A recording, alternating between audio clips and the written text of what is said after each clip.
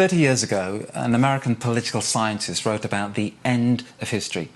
It's actually one of the most popular ideas of modern times. The idea that things are getting better.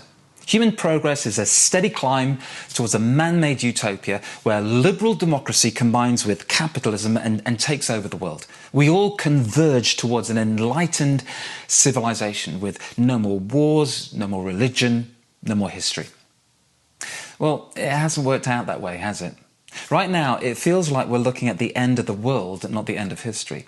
We're facing disaster on multiple fronts, and it's hitting us hard. Good job, then, that Jesus prepares his followers for trouble.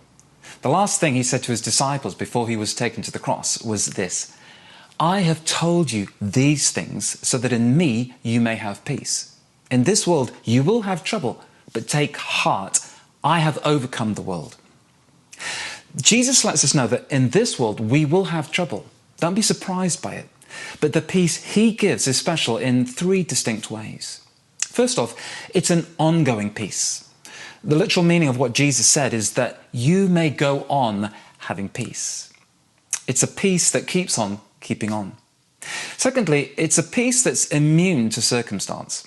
Normally we have peace when our troubles are over, but in Jesus we find peace in the midst of the worst trouble. And finally, it's a peace that is active. You don't just sit back and have it wash over you. Jesus says, take heart, be encouraged.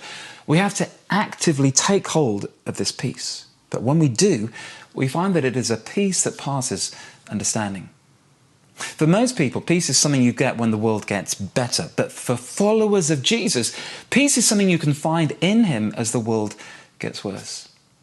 In this series, we're going to look at how to actively take hold of this peace.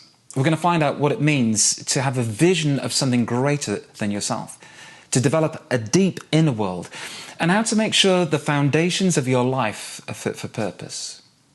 But for now, we take hold of this promise.